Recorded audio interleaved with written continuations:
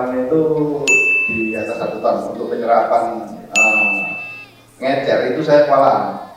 Kalau sudah saya itu tidak bisa terjual cepat. Tidak bisa terjual cepat karena ada masanya. Terus hutan juga. Terus mungkin ada masukan untuk saya. Oke.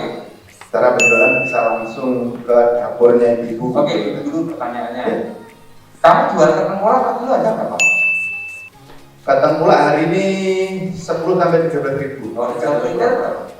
Kalau retail bisa 15-16 ribu. Oh, tipis ya? Apa tipis ke tengkulak? Kalau ecer lagi sampai ke ibu per kilonya bisa 20-22 ribu. Dan berarti sih pertanyaannya tentang kamu masuk yang 15 ribu atau sekali tengkulak apa kudu sekalian? Ya, tapi yang 20-22 itu lambat keluarnya. Dan lambat karena kamu jual nggak ada mereknya. Kamu lambat karena jualnya nggak pakai online. Kamu lambat karena nggak ada reseller. Kan mas apa namanya? Bagus. Mas bagus kan selama ini fokus ke produksi. Yeah. Banyak waktunya habis nih teknis ke produksi. Mungkin untuk marketing kan kurang tenaga, kurang waktu, kurang skill. Nah kamu ada orang di sini untuk yuk bantuin aku jualan online. Kalau tuh ada bagian orang dibantu. Jadi bawang merah bagus sekali misalkan. Atau bawang merah sekalian dibikin bawang merah yang sudah terjadi dan dibantu. Tapi tinggal minta tolong sama internet marketer di sini yang pinter ini itu dibantu jualan kamu di berbagai macam tempat di Indonesia. Asumsinya ada kata jual harga 18.000. Kamu jual ke reseller adalah 15.000.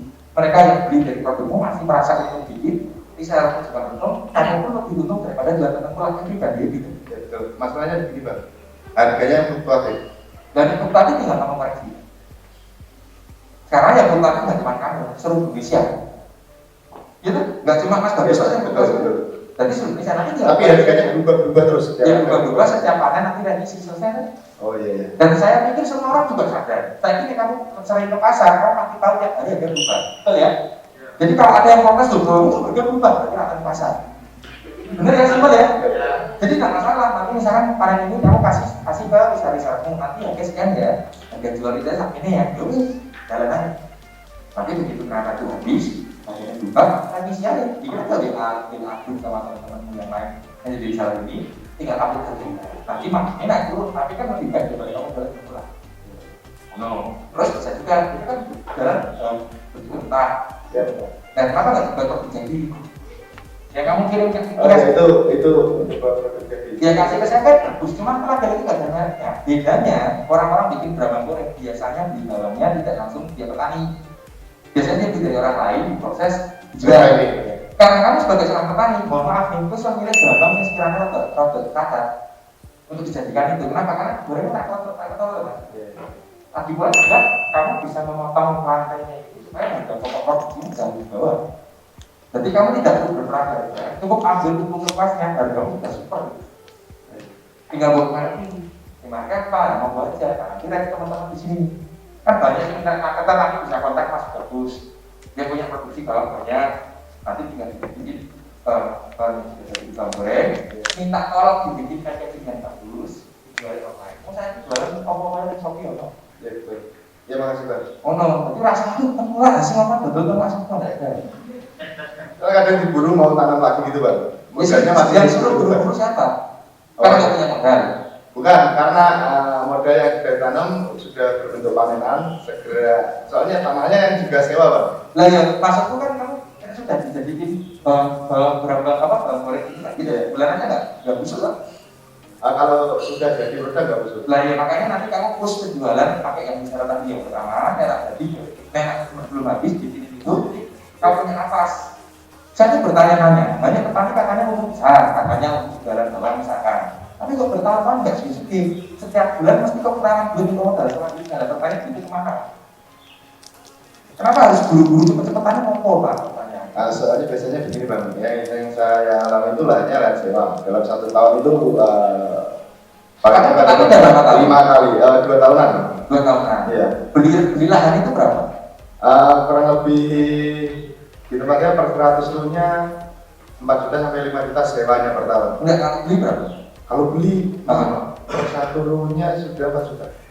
Enggak, misalkan 100 juta, seperti kamu itu, kira-kira di kata lahan yang kamu sewa itu beli harganya berapa? Bisa 600 juta kalau beli. Wah, orang kan jadi 600 juta. Iya kalau beli. Kalau sewa cuma 5 juta 4 juta kayak gitu. Masih. Pernah. Ya sewa kan nggak apa-apa tapi nggak. Tapi untuk turnovernya maksimal 5 kali itu sudah ngebut. Tapi lagi ya, ulang tanaman. Dan selama itu sudah dipanen kan antara lini produksi dengan lini penjualan dipisahkan tidak? Nah, itu pun 2 minggu kan. Jadi 2 minggu ini bawangnya masih pengeringan, masih. Ya maksudku gini, selama ini kan permasalahan Mas Bagus karena yang dijual dan yang ditanam satu orang under your supervision. Ya benar. Jadi kan berhadapan itu kebetulan sedangkan kudu tanam. Maka kamu harus Langsung jualan karena kamu harus tanam. Iya. Nah coba dipisahin kan kayak gini. Ada orang yang kamu bayar khusus untuk bantuin kamu bantu penjualan atau bantu penanaman. Silakan yang paling baru kamu gimana? Penjualannya, penanamannya. Jagamu di penanaman, takut orang yang bisa bantu penjualan. Makanya di sini teman-teman ini semuanya yang bisa bantu jualan pasti ketemu nanti pada betul. Yang bisa bantu di sana atau mungkin bisa bantu itu jualan di internet boleh. Ya boleh. Jadi tidak. Ini saya juga masukan buat teman-teman semua. Banyak di antara kalian itu bisnis bertahun-tahun tapi tidak pernah melakukan delegasi tugas. Bisnis kecil mau besar, kalau bagi delegasi tugas, maka kita sebagai owner itu otaknya terpenjara multi teknis. Jadi kita lupa rating, kita lupa manajemen uang, kita lupa perencanaan, kita lupa hitung feedback, kita nggak ngerti prediksi aksinya, kita sibuk ngurusin teknis lagi dan lagi yang sebetulnya itu robot. Perang mikir. Karena bahwa kan dari dulu sampai sekarang, dari zaman produksi sampai sekarang mulai dari teknisnya kan. Tapi kamu sebagai pengusaha harusnya mengurangi aktivitasmu itu. Fokusnya ngurusin sih realiannya sih prospektif mengenai bisnis. Dan delegasi tugas itu ada macam seperti delegasi tugas dan langkah-langkahnya apa? Oke?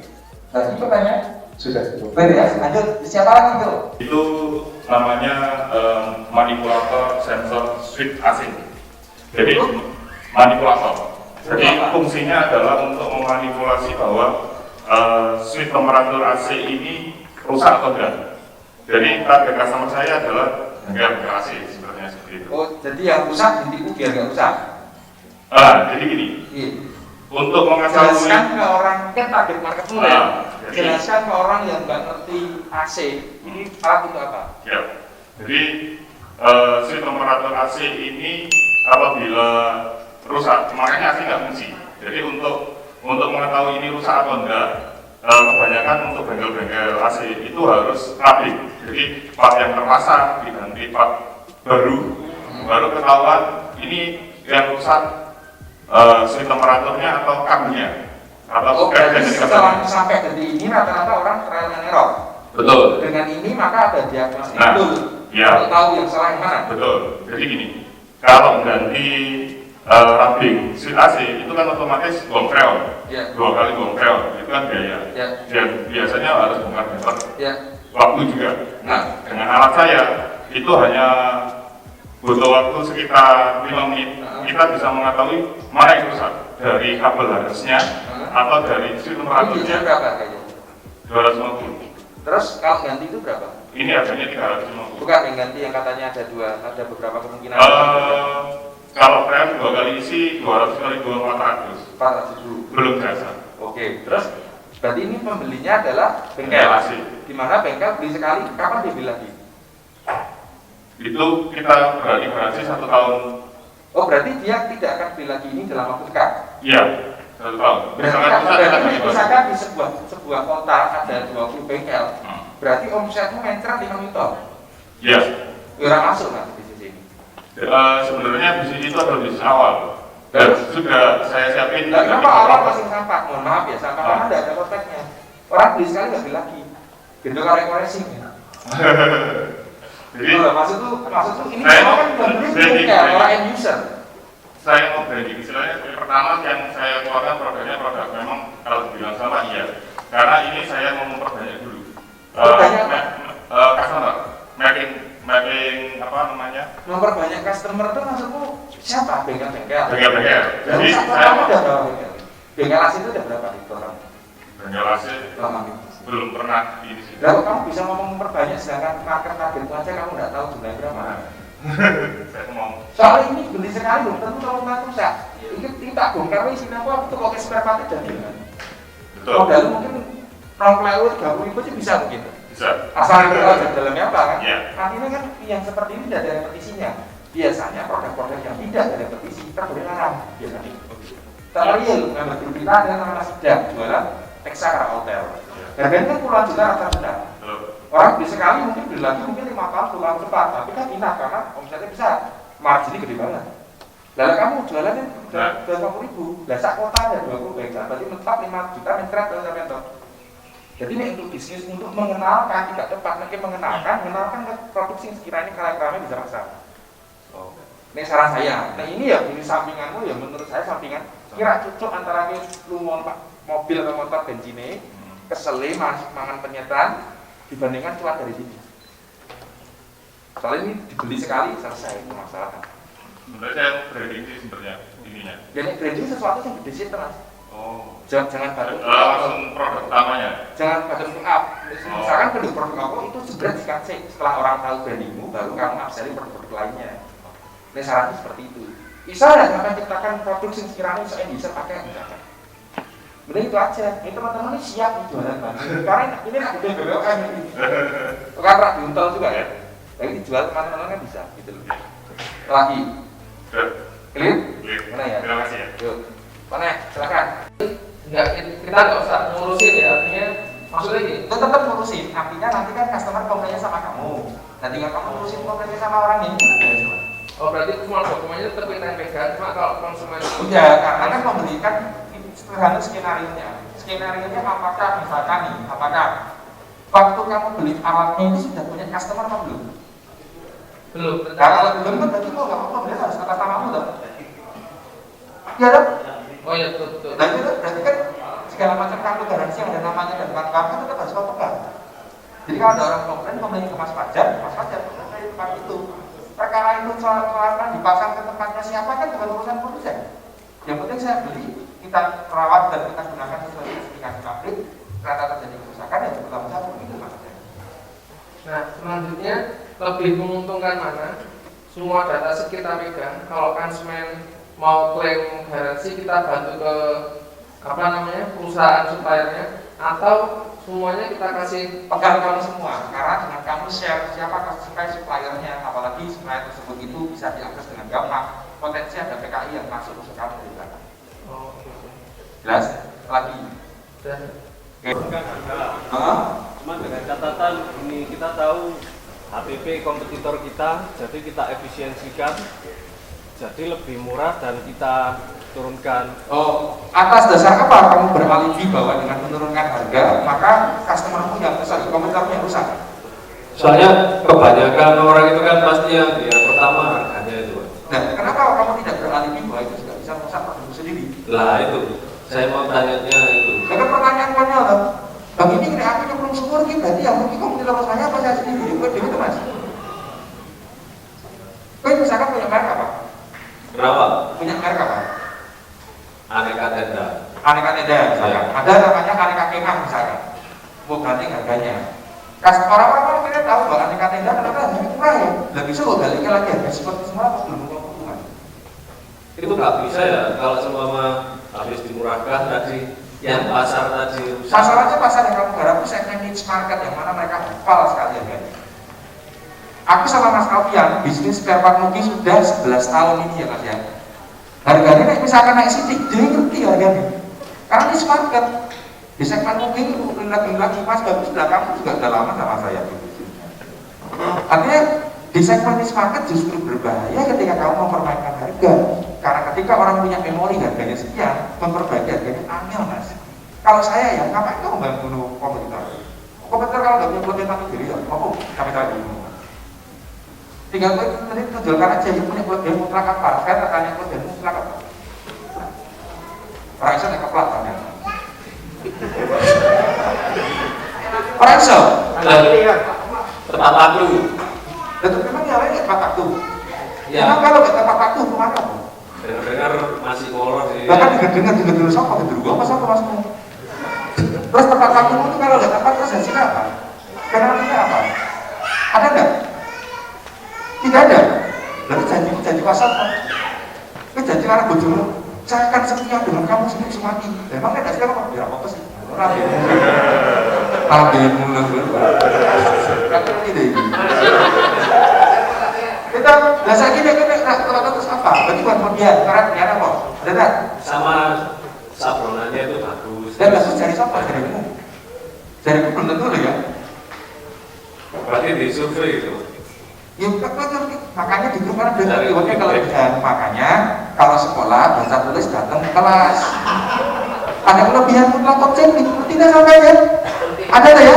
Kelebihan mutlak itu ada yang objektif yang semua orang berpikir sama persis. Jadi nek kan ngomong apa jenis air mineral cheese itu paling enak menurutmu, menurut saya belum tentu.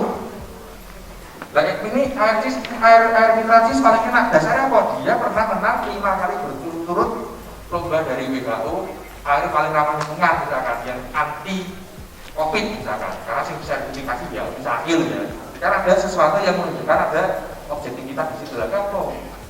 Karena duit langsung ngomong. Makanya kamu desperate, kenapa bisnis nggak naik-naik? Kamu malah tidak memperbaiki diri. Rumput tetangga lebih hijau, bersihkan terus rumput tetangga. Kamu lupa, habis waktu mengurusin orang lain, lupa ngurusin diri sendiri.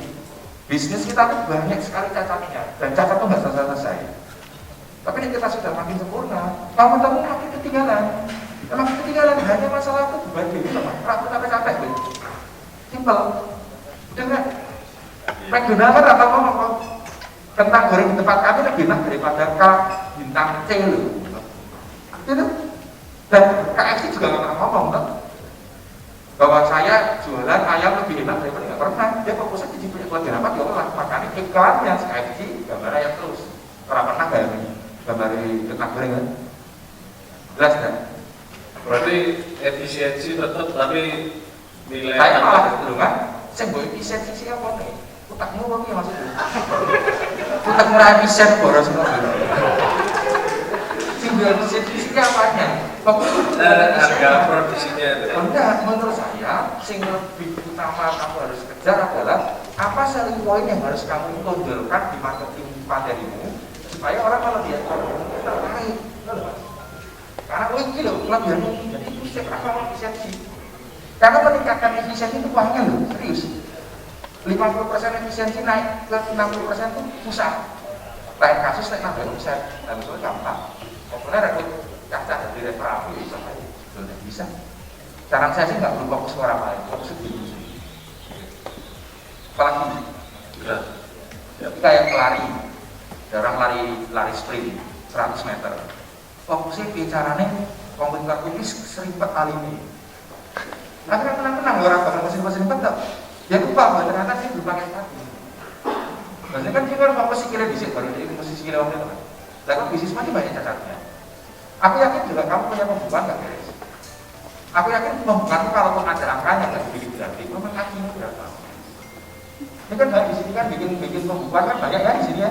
Tapi kan nggak dibikin berarti banyak juga tadi. Mendefinisikan arti dari pembukaan tersebut tanpa adanya gambar itu susah.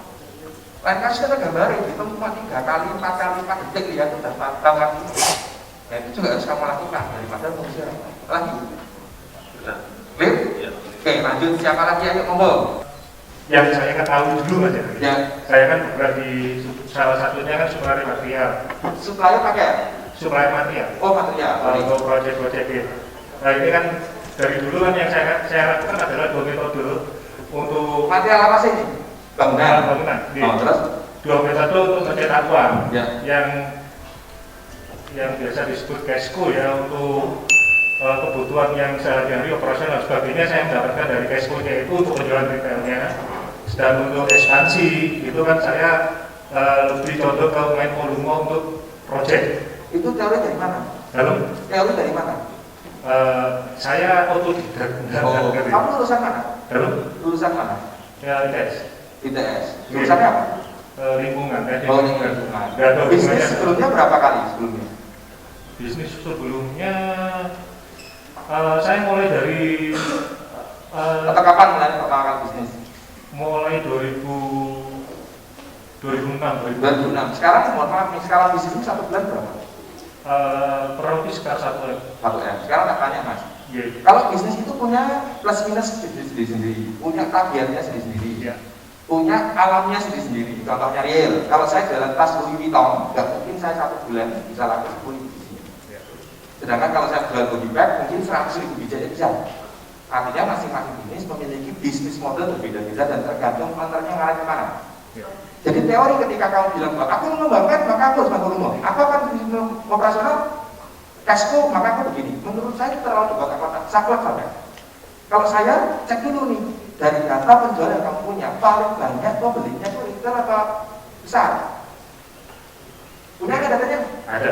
Berapa persen? Yang retail itu sekitar 30-40%. Berarti paling banyaknya mainnya yang besar. Betul. Sekarang saya tanya, kalau kamu sudah tahu bahwa bisnismu paling banyak uang, perputaran uangnya itu ada di perbankan besar, kalau kamu punya dana pengembangan, kira-kira dikembangkan ke retail atau dikembangkan ke yang paling besar? Nah, ini yang terus terang saya adanya ke project kan, ke main yang project yang lebih untuk batu lompatan kan seperti itu. Cuman yang jadi kendala adalah untuk project itu kan terus terang saya nggak pakai istilahnya kan nggak pakai kontrak yang detail kan, cuma main PO aja dan rata-rata sudah kenal beberapa tahun untuk pertanyaan apa? Pertanyaan saya adalah kondisi saat ini kan banyak yang nyantol, kadang saya nyuplai kata jauh nyuplai ke dia 25 juta pernah dia biasanya 1 bulan 2 bulan misalnya kan. Cuma kondisi saat ini itu kan rata-rata saya nagih itu cuma dapat 2 juta. Saya sampai dulu ya, ada beberapa checklist. Selama ini apakah kamu pernah makan 5 pos keuangan? Kenapa Pak? Apa kamu pernah makan 5 pos keuangan? Belum. Padahal dulu dana tek ya? Iya. Ada tak ya? Dana pengembangan, dana pribadi, dana emergensi, dana investasi, dana sedekah. Ada. Tapi apakah 5 itu konsisten? enggak. Kalau nggak konsisten, absen, karena tidak ada dana emergensi. Nah, ketika terjadi tidak sesuai ekspektasimu orang bayar telat, absen kamu harus dari pos itu berubah. Iya. Harus ambil dari pos lainnya. Iya. Dan kalau tidak ada dana pengembangan, maka pengembangannya random. Aku yang ini random. Dananya aliran dana ini acak. Tidak sesuai dengan apa yang paling banyak tuannya. Karena saya mikirnya gini, daripada saya pegang cash, saya belikan aset. Salah. Kenapa? Salah. Salah. Karena aset itu sudah rendah. Saya mengakui salah. Kalau aset itu pasif income dengan aktif income itu jauh sekali hasilnya. Ya. Jadi kalau saya punya 100 juta dan saya belikan semua 100 juta tak beli rumah misalkan, tak buat beli rumah 500 juta misalkan, maka cuannya kan sangat jauh berbeda ketika saya misalkan main tak putar yang lainnya. Jadi kita makanya 5% harus ada. Untuk aset ada dana namanya dari investasi. Asetnya saya jual lagi. Kalau jual lagi bukan aset, itu namanya dagangan. Oh, dagangan. Pertanyaannya, apa betul kalau kamu bisnis dagangan seperti itu, waktu tenaga pikiran itu untuk mas? Sesuai nggak? Worth it nggak ngurusin itu dibandingkan bisnisnya sebenarnya mana kan? Oke, duit untuk TKP, jadi dagangan. Jadi aset yang kamu bilang dagangan itu. Pertanyaannya, pasarmu siap nggak menerima dagangan itu? Muter itu kota barat. Ingat ya, teman-teman memiliki dimensi waktu ya. Iya. Sedangkan kamu nggak punya pasif income misalkan, makanya tidak punya misalkan dana emergensi misalkan. Dan makanya banyak orang nggak percaya ini apa yang betul 5% waktu jagoan sakti. Dan kamu nggak praktekkan langsung. Selanjutnya, verifikasi selanjutnya. Pada saat kamu membuat sebuah perjanjian, apakah perjanjian tersebut kamu buat dengan konsultasi kepada orang hukum? Enggak. Tidak. Enggak. Berarti kamu yang lulusan teknik lingkungan berasumsi bahwa perjanjianmu adalah kuat. Selama ini seperti itu. Kayak kontak Mas Era nanti, itu notaris sudah lama dia. Oke. Tanya sama Mas Era nanti. Bikinnya seperti itu. Contoh real. Apakah dalam perjanjian tersebut itu ada tulisan andai kata dia telat bayar maka bagaimana? Ada. Apa? Bentar, saya lupa. Apa? Jika dia telat bayar maka apa benar? Oh, enggak ada. Berarti kalau saya utang sama kamu 1 miliar tak bayar 25.000 tahun ke depan, berarti kamu bisa tuntut saya. Benar kan? Iya, betul. Berarti kamu mempersilahkan orang untuk tidak segera membayar uang itu pada dirimu. Terus kamu mulai pikir, halo, kamu kok nggak bayar saya? Kamu sendiri mempersilahkan itu. Ya. Benar ya? Benar. Apalagi kalau bikin perjanjian tersebut itu ada tanda tangan di depan notaris kan? Enggak, cuma berdua saya sama customer saya. Oh, berarti tidak ada yang tahu di dunia ini selain kamu dan dia. Iya. Berarti salah satu di antara kalian ngomong itu tidak terjadi, membuktikan lagi. Ada video? Enggak. Ada foto? Enggak ada. Ada saksi? Saksinya staff saya. Oh, di staffku tidak gitu. Iya. Yang kuat itu karena kan di pihakku. Iya. Berarti tidak ada perjanjian yang bisa dipertanggungjawabkan ya Mas ya. Iya, itu. Nah, saran saya, sampai tidak bisa membuat perjanjian yang benar, harus ngilangi duit. Kamu berpikir itu kan omset naik ya, omset. Kamu lupa, apa artinya omset kalau nggak cuan? Apa artinya cuan kalau nggak ada di kampungmu Mas? Iya. Karena kan biasanya kan repetisi ya, pelanggan kan ngambil lagi. Ya. Karena bangsa kamu nggak ulang. Enggak, biasanya begini, untuk sebelumnya, itu kan saya kan sudah lebih dari 3 tahun itu biasanya 1 bulan ambil barang sebelumnya untuk pelunasan kan seperti itu. Iya, tapi kan orang kita nggak tahu kapan bebasnya. Iya. Begitu orang menjadi bangsa ya Pak, dan itu sih. Tahun ini yang perubahannya yang luar biasa. Ya, karena tidak semua dari mereka memiliki 5 pas keuangan, tapi begitu muncul corona, yang bisa nyalain corona. Iya. Bukan nyalain otaknya gitu loh Mas. Iya. Catatan banyak. Nah, saran saya jangan saklek ya. Aku mengembangkan harus begini enggak. Pengembangan menurut saya sesuai dengan kemampuanmu. Dia punya keuangan, 5 pas keuangan jadi Mas. Paling enak itu kita punya kolam. Kolam itu kelebihannya ada di mana, paling banyak duitnya seperti apa, paling gampang keluarnya seperti apa, itu sih DDP modalnya. Nah, kamu tahu bahwa modalmu paling enak diputar di mana? Lah memang retail jual selesai, putus selesai, beres ya mending retail aku. Nah, kamu memang mau nyamain yang besar, harus pintar bikin perjanjian yang bagus dan verifikasi orang yang untuk diberikan pelakuan juga tidak sembarangan. Orang lain yang bingung pakai pelakuan teman. Itu jadi nyakut semua. Ingat, you punya untung dari bisnis produk pengadaan seperti itu misalkan 20%. Tapi yang balik di setahun, benar betul-betul. Karena menurut tiap hari, kan keuntungan memiliki dimensi waktu. Untung 20% tapi setahun itu lebih busuk daripada untung 0,5% tapi 1 hari. Paham ya? Apalagi pertanyaanmu? Matur. Oke, selanjutnya silakan. Terus juga saya masukkan juga nih, teman-teman pernah nggak makan cookies bahannya temulawak?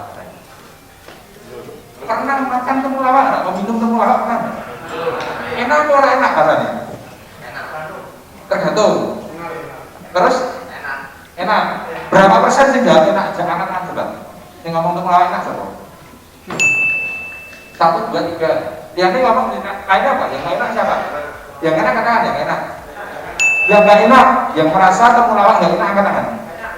Nggak seneng. Itu Mas Feris, mayoritas orang berpendapat temulawak itu tidak enak. Jadi membuat persepsi masyarakat bahwa cookiesmu itu bahannya temulawak, tapi rasanya lebih menyenangkan. Itu butuh something. Nah, saran saya ya, itu entah packagingnya dibuat sekeren mungkin supaya orang itu pengen ngiler dulu gambarnya, atau rasanya tingkatnya setajam mungkin. Jadi rasanya istilah jadi mondo-mondo. Rasanya tentara orang, ini ala orang. Soalnya mayoritas orang sudah punya persepsi negatif terhadap temulawak. Kemarin kan aku coba kasih ke asisten itu juga, kamu nawarin ke driver juga, nawarin juga ke istriku juga. Apa nih temulawak? Semua orang ragu-ragu ngambil. Kan dalam pikirannya dia temulawak itu ya bayangannya pahit kayak rasanya kalau jamu kayak dia masih ragu-ragu itu. Mungkin kayak kamu andai kata kamu jualan gitu. Nah bisa ya, cookiesnya dibikin berwarna sinteran. Warna coklat tapi ganti liane, misalkan ganti putih, ganti apa. Dan sekiranya menunjukkan rasanya itu bertolak belakang dengan tagline temulawaknya itu. Atau packagingnya dibuat semenarik ke warna tetap mungkin. Masukannya itu toh. Dan saranin, Mas Feris ini kan punya bisnis yang sebetulnya sekarang sudah berjalan.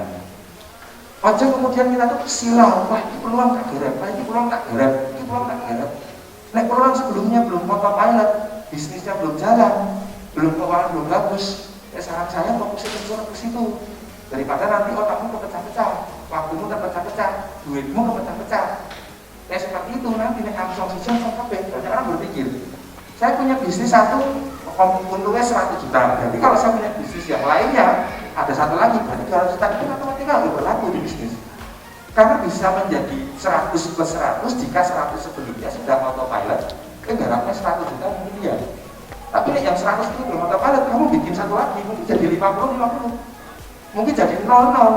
Karena matematikanya nggak sesimpel itu. Saran saya untuk Mas Feris, memang bisnis sebelumnya belum beres 100%, tidak ada kesalahan fundamental sama sekali, baru ekspansi.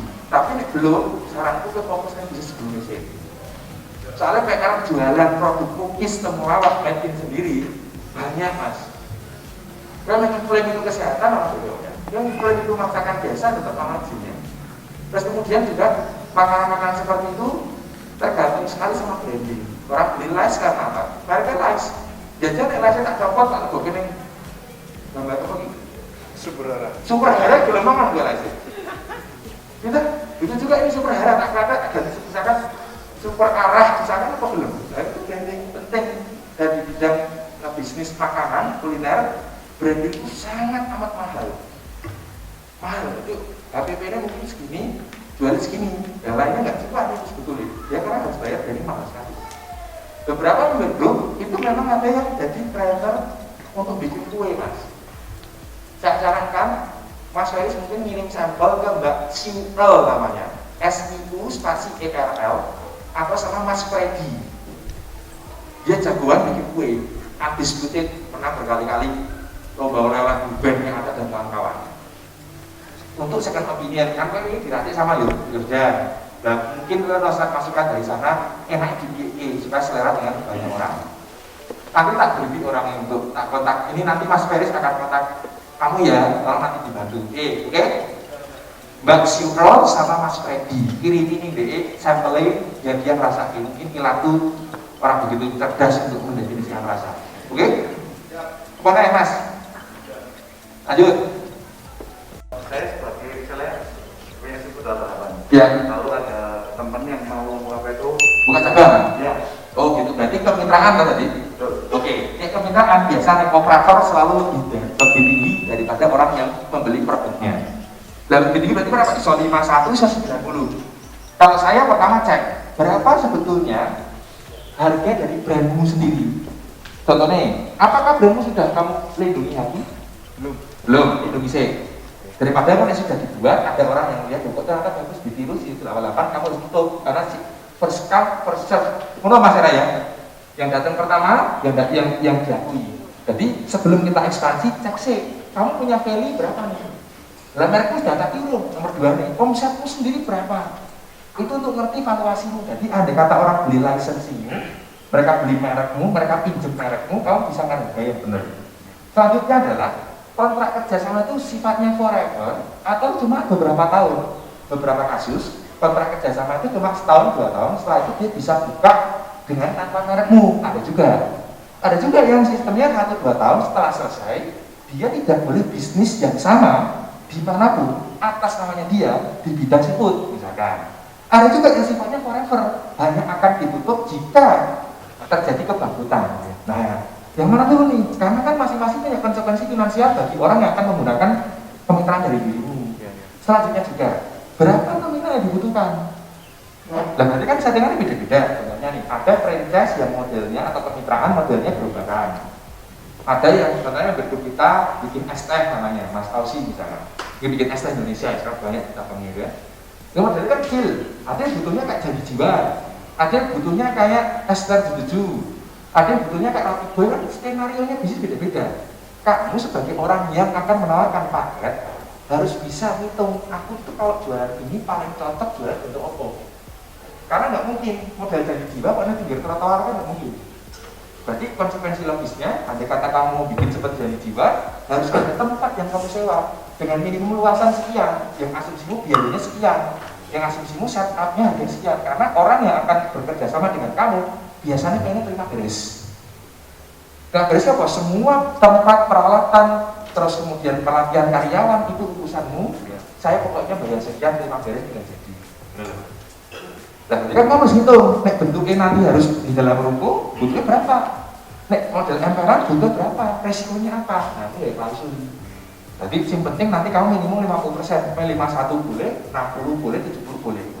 Biasanya sih antara 60-an, 50 sampai 60-an. Jadi gini Bang, kemarin itu kan baru apa ya, tidak terpikirkan sebelumnya. Ya. Setelah itu ada konsumen, kebetulan dia itu teman. Ya. Dia datang, setelah itu langsung saya ngomong, tapi hasilnya itu 30-70. 30 dia? 30 saya. Oh salah ya? Nah, ya, memang salah. Salah. Jadi pada saat itu saya ngomong ke papa saya, karena masih kenal sama papa saya ngomong, Pak, ini aku salah ngomong, enak ini. Nah, setelah itu papa ngomong, kamu kudu komitmen. Jadi 30-70 ya udah. Oh, nerak ini yang ngelese Mas. Tapi ada tambah lagi. Jadi setelah saya menyadari bahwa ngomong saya salah, kan kita apa jadi notaris. Udah tanda tangan? Sudah. Oh, terus? Jadi setelah 30-70 itu BIP dihitunglah 50-50. Dan di saat 30-70 saya minta biaya operasional 2 juta. Seperti itu. Untuk apa 2 juta? Untuk operasional saya. Lah emang belum dibayar 2 juta ngurusi itu? Gimana? Emang kamu mau dibayar 2 juta? Loh, bukan, hanya untuk menggantikan aja. Oh. Dan terus akhirnya saya berpikir pada saat itu daripada saya kerja setengah-setengah, karena kalau dari punya saya sendiri itu memang pas-pasan Bang, hasil saya pas-pasan, jadi saya membesarkan hati, akhirnya saya pikir wes sana saya tambahan. Tujuan saya sampai sampai tercipta BIP itu kerja saya 3-6 bulan. Itu bukanya di daerah mana? Paris, kamu Inggris. Berapa lama? Berapa jauh dengan tempatmu yang sebelumnya? Kurang lebih setengah sampai 45 menit. Setengah jam sampai 45 menit. Berarti berapa kilo itu? 10 kilo? Oh, lebih. 15 kilo? Lebih. Orang-orang yang datang ke situ 88 tuh, you punya datanya nggak? Rata-rata tuh mereka datang dari mana? Sementara ini yang saya tahu untuk di luar kota itu ada dari Kediri, Mojokerto. Terus Berarti sebetulnya kan seafoodmu kan coverage areanya luas ya Mas ya? Iya. Saya khawatir kamu buka dengan jarak cuma 15 kilo itu banyak yang akan jadi swing buyer-nya. Lebih kok Bang. Sektari itu pirang kilo ya untuk Anda ya? 20 kilo? Pokoknya lebih dari setengah jam lah, untuk perjalanan lebih dari Lah setengah ya jam. kan relatif, Pak opposite gitu. Mobil. Dan Pak mobil Hampir secara satu jam, rata-rata hampir satu 40 kilo ya berarti 40 km per jam ya berarti 20 km. Iya. Itu penting. Jadi teman-teman kalau nanti misalkan kamu buka cabang, pastikan cabang yang baru itu tidak intersection dengan cabang sebelumnya. Kalau dalam konteksnya Indomaret itu biasanya 3-5 kilo, tidak boleh ada Indomaretnya. Atau setiap pengkolan nih, misalkan bisa juga. Gak mungkin orang Indomaret kecil 1 meter, Indomaretnya gak mungkin. Nah, Alfamart jelas jadi ya, tapi Indomaret itu jaraknya jauh sama itu. Terus selanjutnya Mas, andai kata kamu di posisinya yang pasif, mendingan dijual paket franchise daripada kemitraan. Dan kemitraan di situ ada nggak klausul andai kata rugi dibagi sopo? Ada nggak? Jadi sesuai pembagian hasilnya. Jadi Padahal yang eksekusi siapa? eksekusi saya. Berarti 2 juta itu untuk eksekusinya? Enggak, jadi 2 juta itu nanti dimasukkan di beban operasional. Setelah itu nanti ketemu bersih, itu baru saya dapat 30, 70 sampai BP. Nah, karena kamu ngurusin itu, pertanyaan cabang sebelumnya? Sudah ada sendiri. Grafiknya sudah confirm naik? Gimana? Grafik omsetnya setiap bulan sudah confirm naik? Sekarang alhamdulillah sudah naik. 3 bulan berturut-turut naik? Iya, sudah. Sudah. Naik kemitraan biasanya memang 50%. Iya. Di bawah 50% jenenge beli franchise atau licensing.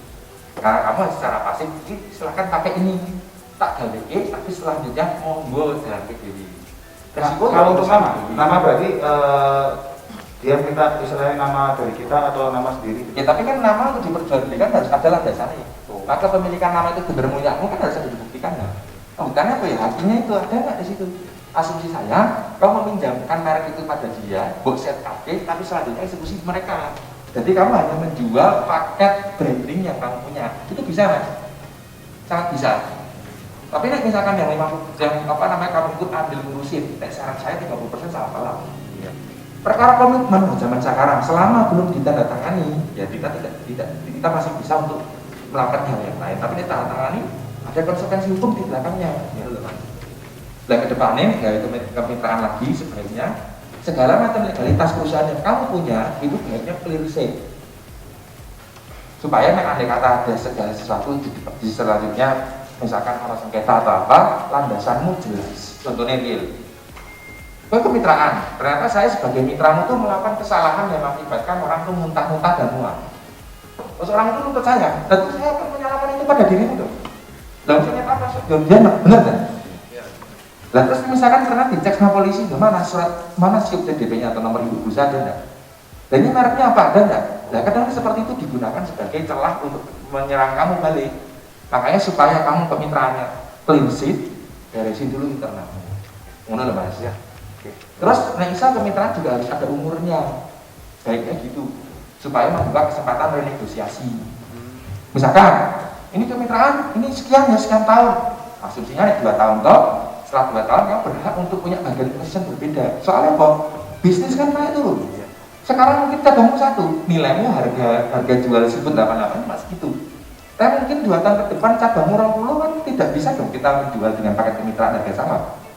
Tapi sudah terlanjur di depan kok kontrak seumur hidup, seumur mati seumur hidup.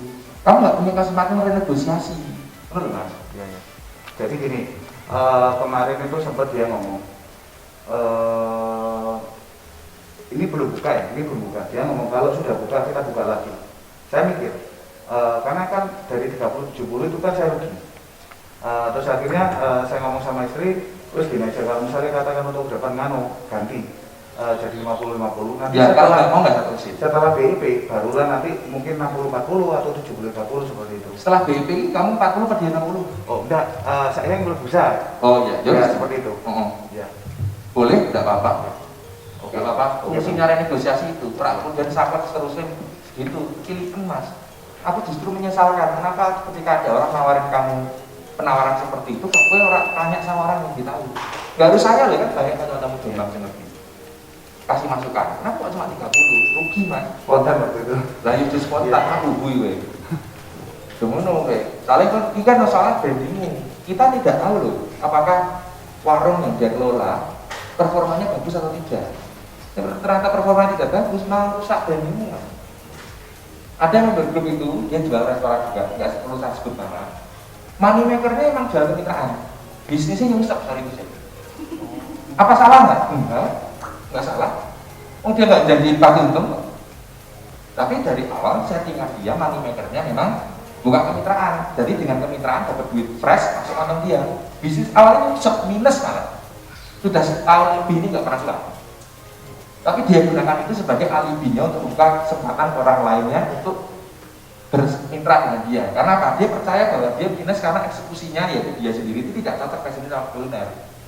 Tapi mungkin orang lain yang mau bermitra dengan dia mungkin cocok ngomong loh. Nah, itu money makernya yang mana? Nek money maker dua-duanya pengen cuan, nek bisnis itu sendiri harus beres dulu mas. Hati-hati ini pusat dulu. Clear? Clear. Apa nek? Yuk. Jadi kalau misalkan mereka mau bentuk background bantalan paket kita jos, tapi gitu loh. Banyak yang seperti itu. Saya tahu kenapa banyak murid saya master dropshipper, bener ya? Mengerti omongannya ya? Banyak sekali master dropshipper di tempat saya, di ibu saya. Nah, terus sini kita ada 3. Pertama, kalau produknya proven memiliki ultimate advantage, exit yang paling cocok adalah kamu jadi ATPN atau orang yang memiliki kuasa penuh untuk menjualkan itu di daerah tertentu. Misalnya, tadinya kamu jadi dropshipper Keribu misalkan. Ternyata itu proven memiliki ultimate advantage dengan caranya dia sendiri misalkan. Nah karena kamu tahu produknya selalu ini dan selalu bagus, kamu tak sama itu, Pak boleh nggak saya jadi distributor resmi tunggal di daerah Batu Malang misalkan. Dan seperti itu, kamu memproteksi supaya tidak ada bajingan-bajingan yang lainnya akan rusak pasarmu.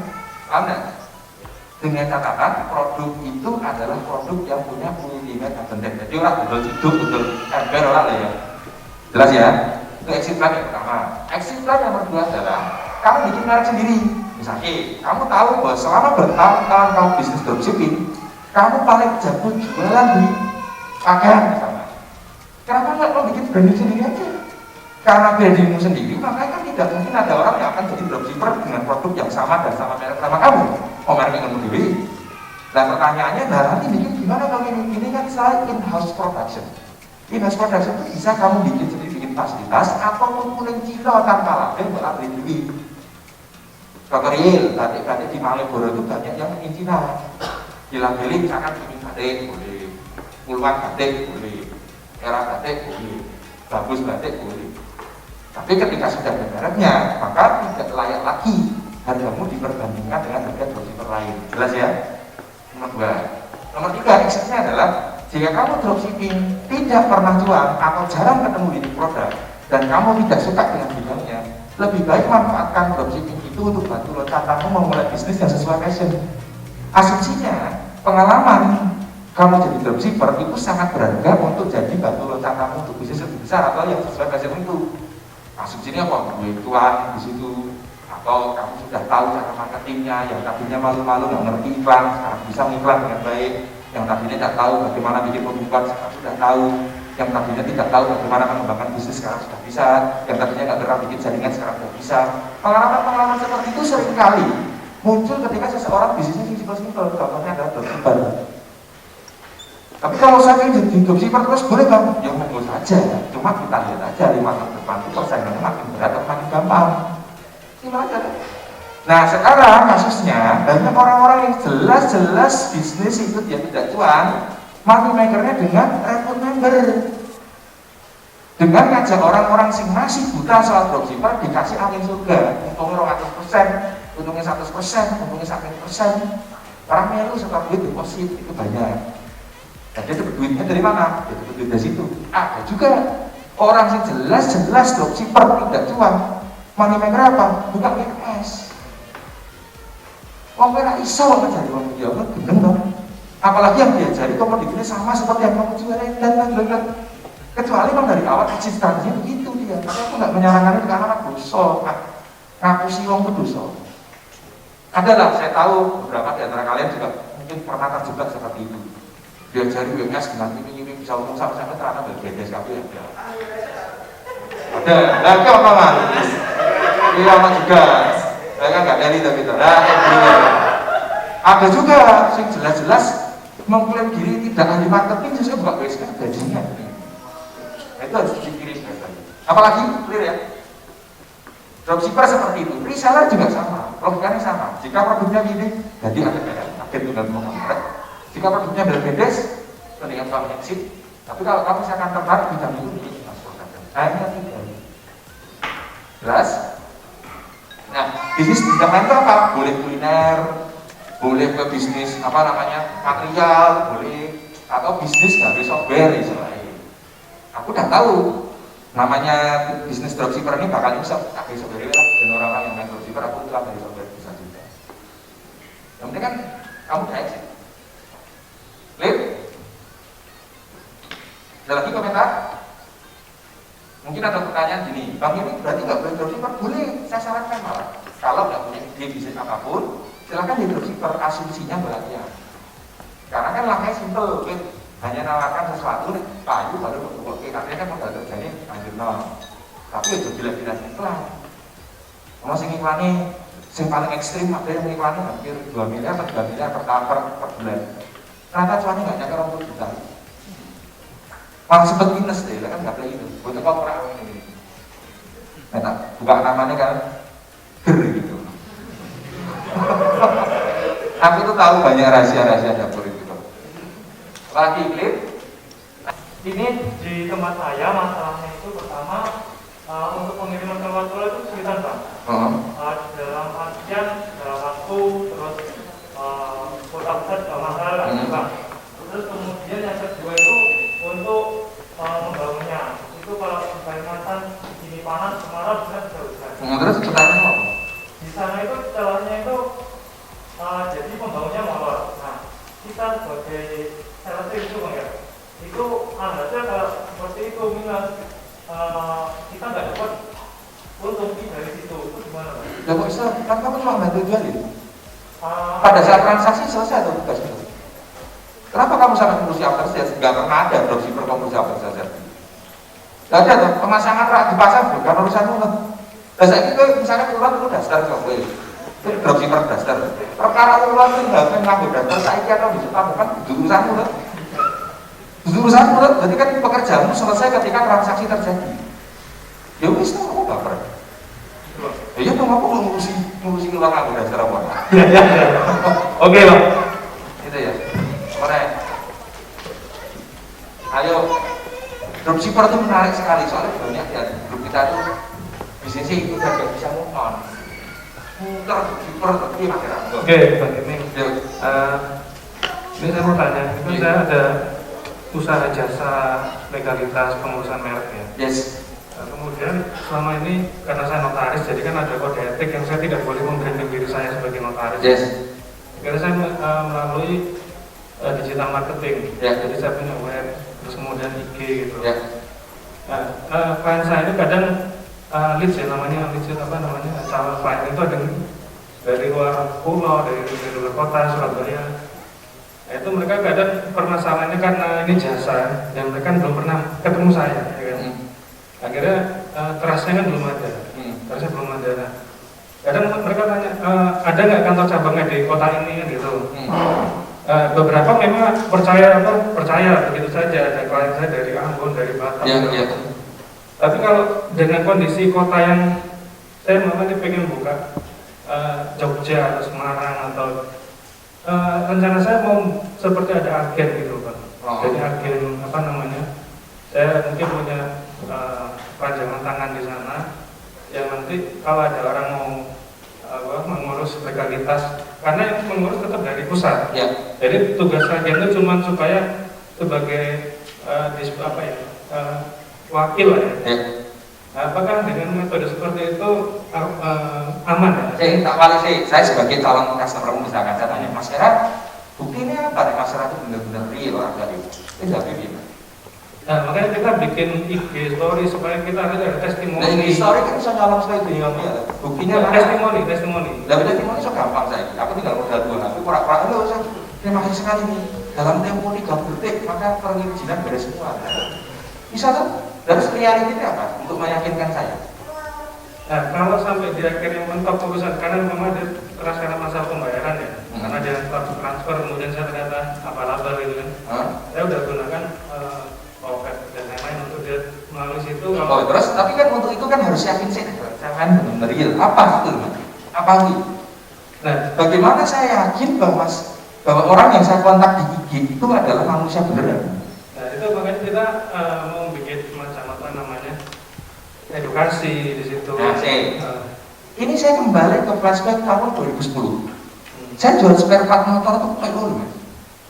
Aku ada mobil, tidak punya mobil, tidak anak mobil, tidak ikut klub manapun. Lah kok belum percaya PO? PO ini suwi. Mas Alfian ini PO karena aku minimal sebulan Mas ya. Suwi, kok belum? Saya bikin branding dulu. Aku ngambil grup pusat informasi limbah mobil dan modifikasi. Iya. Nah itu saya orang kira tahu reputasi saya sebagai orang yang mengerti bidang itu. Jadi ada kata ada orang nanya, ini benar nggak dikirim nggak? Lah cek aja profil saya masa begini jangan disuruh dituduh kamusi. Tapi kan dari jawabanmu tadi tidak pernah satu pun saya ngomong, nah ini yang ngurusin Mas Era kok. The best of the best of the best of the best of the best of the best. Betul? Di Malang atau ngomong kan? Dan kan itu kan bukan kode etik, kode etik kan secara eksplisit ke promosi. Bahwa ini loh aku tuh bisnis ini, kode etik tentu ada. Tapi ini orang kontak dia mau sekarang aku bayar sih Mas. Enggak, nih masalah kalau dia hubung saya, insya Allah apa namanya kan, saya kan legalitasnya kan banyak ya. Yang saya tanya itu Mas, andai kata saya sebagai calon customer, saya kontak kamu, buktinya apa sampai orang kaki? Dari tadi kan udah berjawab. Lah jawabannya apa? Ya karena saya adalah Mas Era. Ini sertifikatnya, ini izinnya, ini kantor saya. Kalau nggak mungkin saya punya kantor sekian miliar kok ngurusi 5 aku tak itu mau. Enggak mungkin ini apa namanya? Ini kan karena kan profesi notaris Bang ya? Iya. Notaris. Nah, sedangkan yang saya jual ini kan di luar lingkup usaha jasa notaris. Nah, tapi orang masuk orang mengerti jasa notarisnya kok itu Mas? Yang penting SH percaya. Tapi mau nggak overthinking. Contohnya real, ada yang berikut yang bikin makanan sehat. Yang bikin siapa? Dokter spesialis. Kita percaya. Kita percaya, saya akan percaya karena itu jangan sopan. Oh di dokter kok perkara di diabetes kenapa pernah kuliah.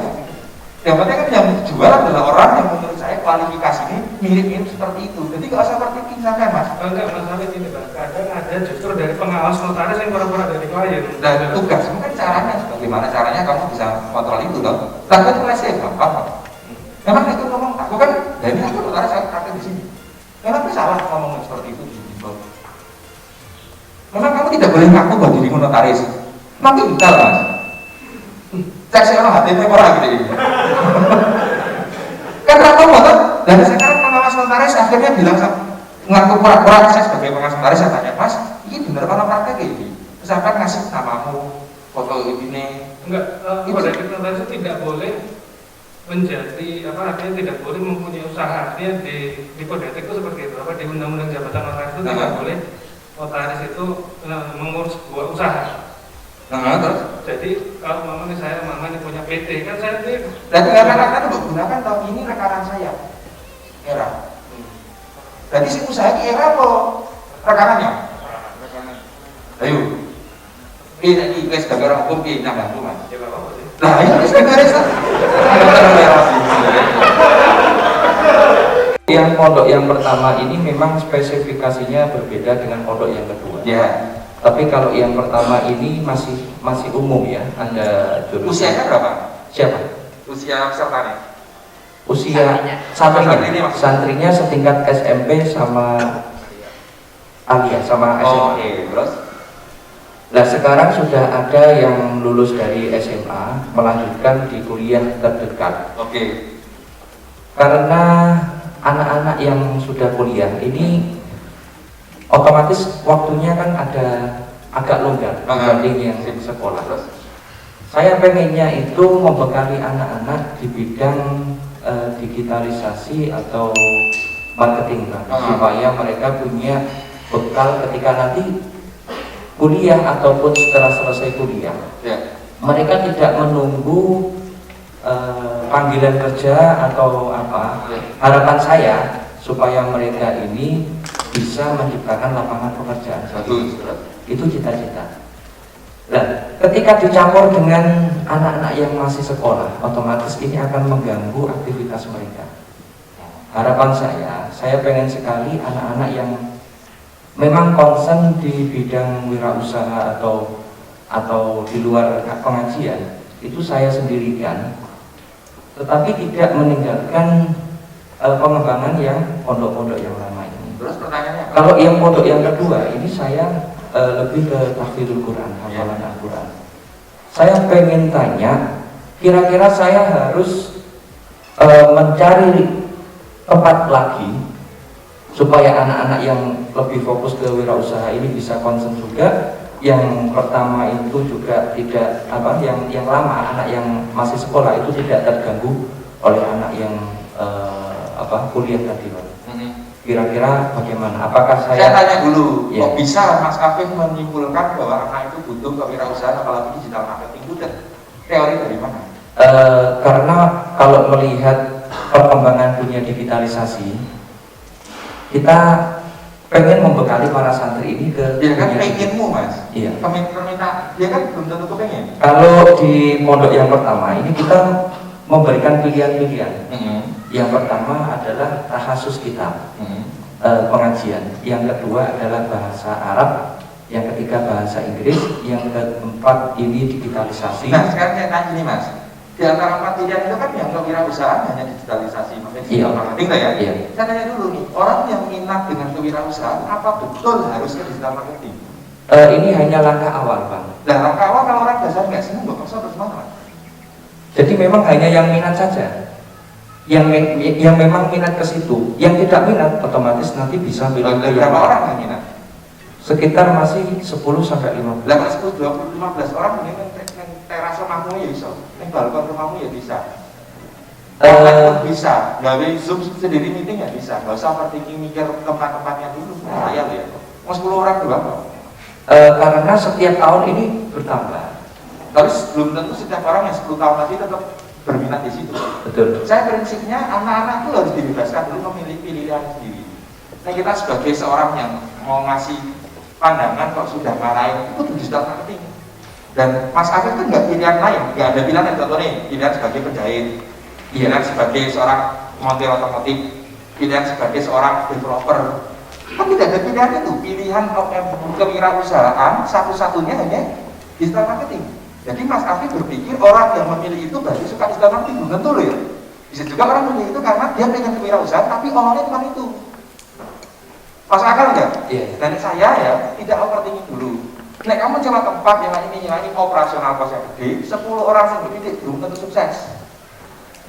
Karena dari pengalaman saya ketika mulai dari pondok yang satu terus saya mengkhususkan pondok yang tahfidzul Quran, ya. Ternyata tahun depannya ini yang minat ke tahfidzul Quran itu banyak, Pak. Ya tapi kan beda mas antara hafalan Quran sama digital marketing itu dua bisnis berbeda, dua bidang berbeda. Kalau untuk wirausaha ini rencana saya pengen juga sesuai dengan bakat dan minat anak-anak. Ya tanya dulu, mereka pengen apa sih dari data itu baru Iya. pilihan. Betul. Jangan langsung tiba-tiba muncul bilang digital marketing itu menurut Iya. kurang tepat.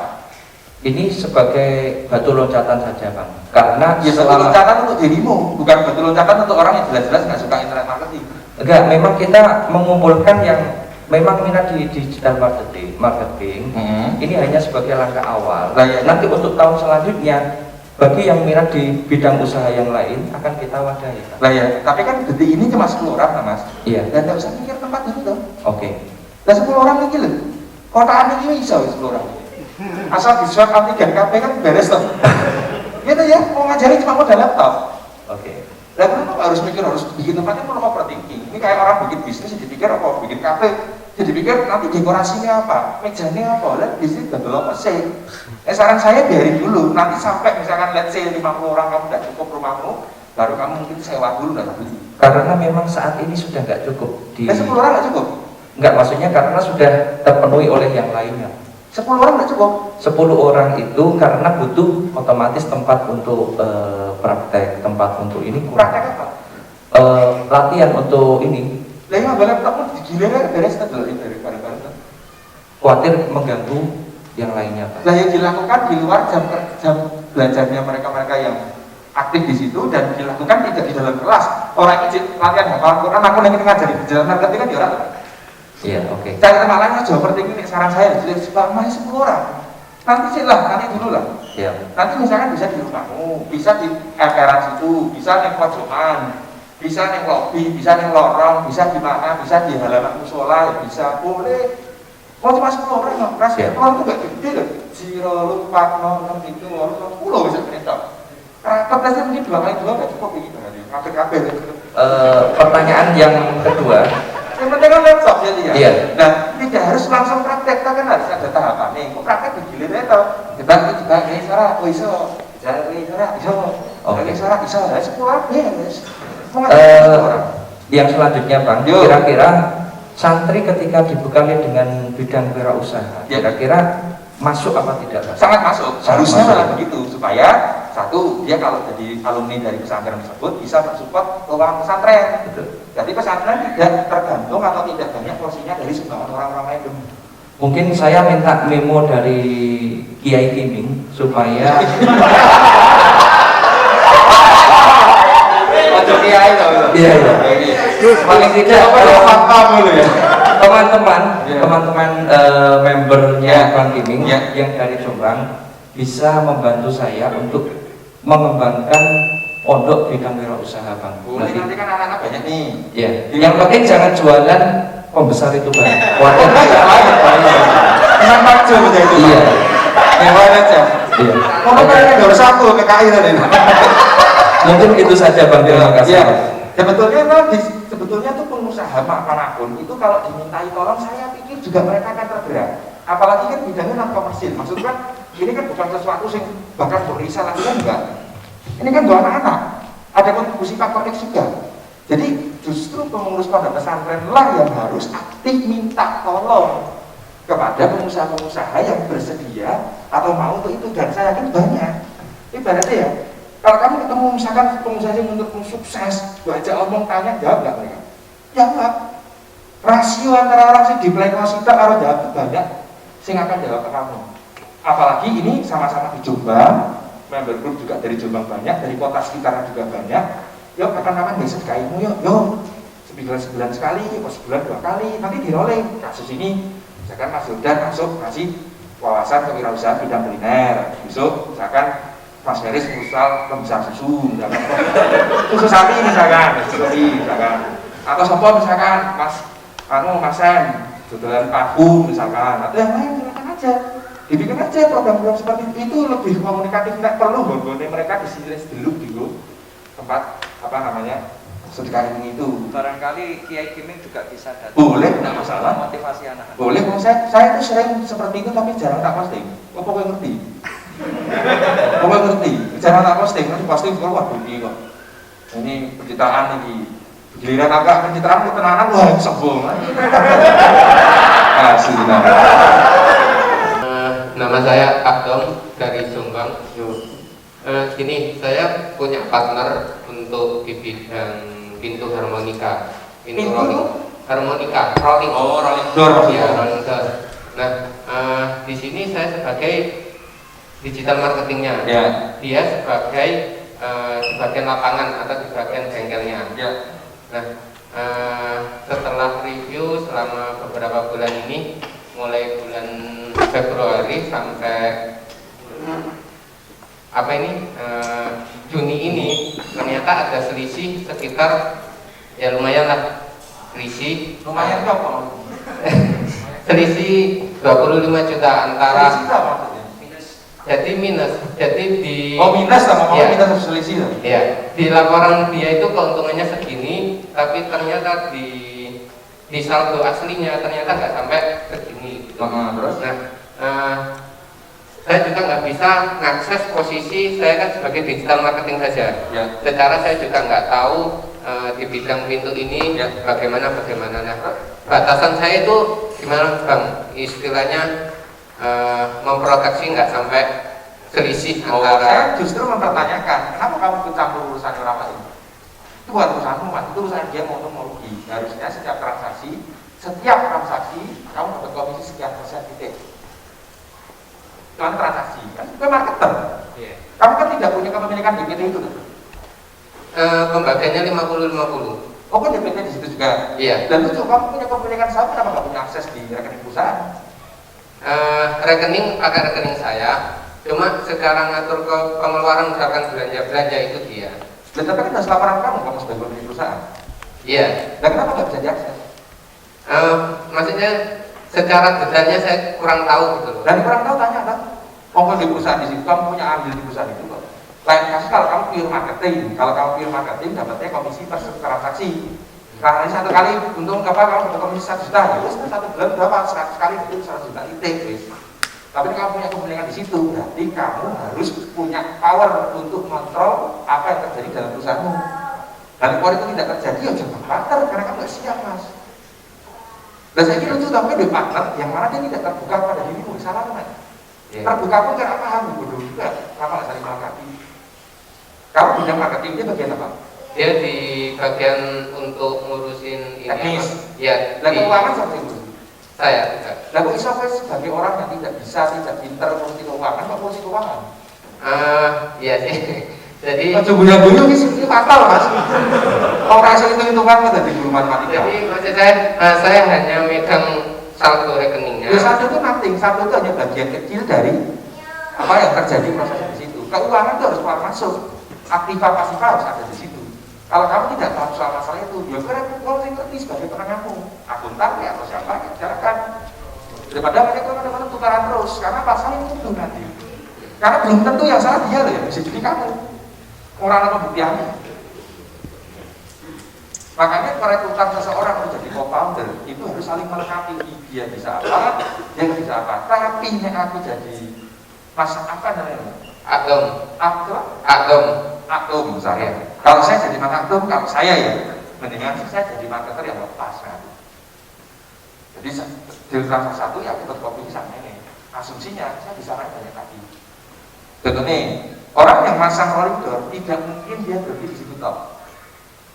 Dia mesti potensi beli apa? Beli pintu biasa, pintu putaran itu, atau dia beli organik, atau dia beli keramiknya, atau dia beli pageling, dia beli kanopinya, dia beli apanya, macam-macam termasuk surya misalkan yang dia butuh kan, tinggal pintar-pintar maksudnya. Tapi kan yang sebagai marketing marketing, yang mana kamu punya pola, kamu itu lah bisa terus. Betul ya Mas? Atau ini udah terlanjur kamu kongsian sama dia ya udah main kaki yang lain aja. Yang penting kan untuk pembuatan itu harmonika tetap sama dia, tapi untuk yang lain kamu sendiri main gak apa-apa. Baik sepengetahuan dia maupun tidak, karena bukan urusan dia. Maksud saya ini orang yang masang renovasi rumah, pembeliannya mesti banyak. Banyak Mas. Aku biar dari interior desain. Tak pikir rampung meja lalu pindah meja, kursi, lemari. Ada nggak seperti itu? Door panel, wallpaper, padding tangga, terus ada mural, terus ada macam-macam, nanti pakai upselling security system. Jadi dia tadinya jualan itu upside-nya ada kerja itu sih harus melakukan di kolam tahun ini. Clear? Alasan kedua, saya beli karena Mas Kera aja beli makan bawang goreng, aku juga pengen kayak Mas Kera makan bawang goreng juga, itu alasan kedua. Karena euforia. Alasan ketiga, orang beli sesuatu karena siapa sih jual. Raffi Ahmad dari Cilok mungkin laku. Raffi Ahmad dari Bakso Malang mungkin payu, kebetulan Malang. Payu. Bahkan ini apa alasan orang kasih nama kamu? Butuh euforia atau karena ini? Mbak jawab. Karena butuh. Nah, berarti kan masih level dasar. Nah, untuk naik ini, apa skenario supaya orang itu setia sama kamu? Ayo jawab sih. Kalau di saya sih memang peralatannya saya lengkapin ya, mulai dari Lengkapin ya. atas sampai ke bawah, jadi semuanya cukup di saya ada, nggak perlu cari di tempat lain. Tapi berarti orang yang datang ya jumlahnya sama seperti orang yang sebelum datang. Bedanya transaksinya dulu cuma 1, sekarang bisa tambah 2. Betul ya? Itu pertanyaannya, orang yang tadi ini nggak tahu Mbak Nek, tahu ini? Iya Mbak Deni. Yang nggak tahu Mbak ini supaya tahu gimana caranya. Ayo, Mbak nih. Tadinya kamu barang cuma ada 2. Saya sebagai calon customer ya akhirnya beli 1, sewa 1 ya. Tapi kedepannya kamu punya 1, 2, 3, 4, 5, 6, 7. Apa yang datang jumlahnya banyak? Tambah banyak. Enggak kan? Yang datang ya aku juga kan? Bedanya sekarang ada banyak pilihan. Mungkin saya beli 1, mungkin 2, mungkin 3, mungkin 7. Tapi kan customernya jumlahnya sama saya. Kalau saran saya untuk Mbak ini, untuk membranding bagi dirimu adalah market leader di situ. Kapan-kapan nggak ikan ya? Event sponsored by ini. Sponsori acara. Ya, tapi event dirimu sendiri. Maksudku event di mana di situ kamu mengarahkan acara event itu supaya orang akan mendapatkan experience baru bahwa ternyata this is the best. Contohnya. Ingat gak email? Bisa ingat jarum black misalnya. Awal-awal muncul apa ngerti jarum black ya, Bu? Dia tahu bahwa jarum black itu erat hubungannya sama anak-anak otomotif, akhirnya dia gawe jarum black auto breakthrough. Dia sponsori terus. Akhirnya orang tahu, ternyata jarum black itu keren ya. Jarum ternyata bagus ya, dia makan itu, mau bikin apa? Untuk itu, karena dia bikin euforia sebuah.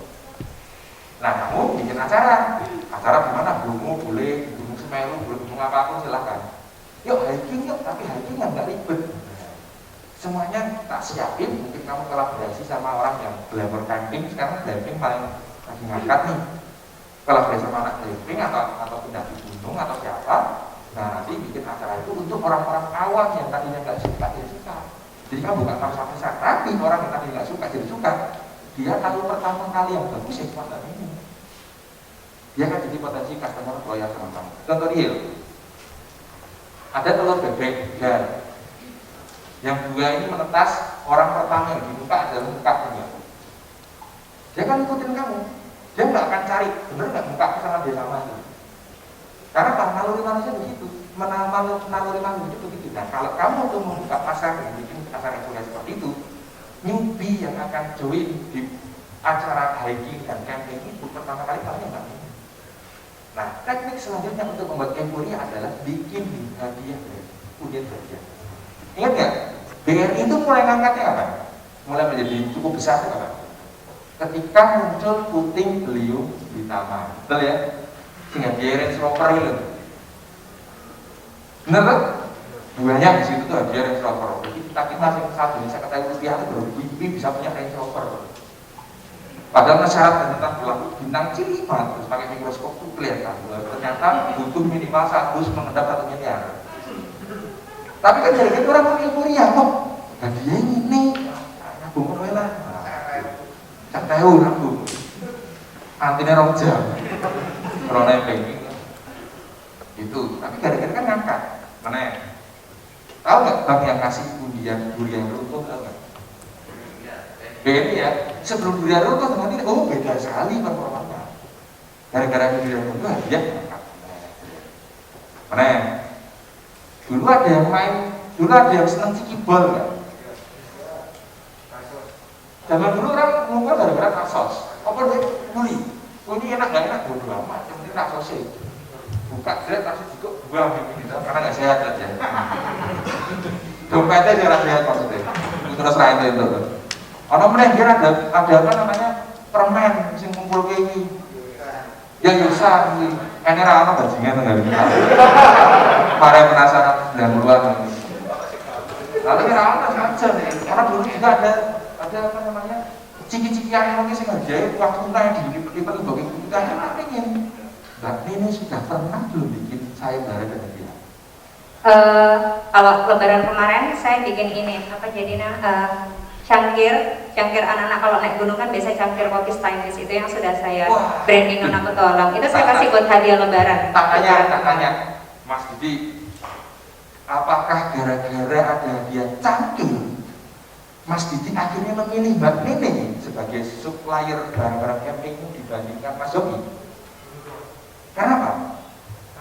Cangkir. Saya tak ganti. Jika Mbak Nini memberikan hadiah NMAX, tahu ya?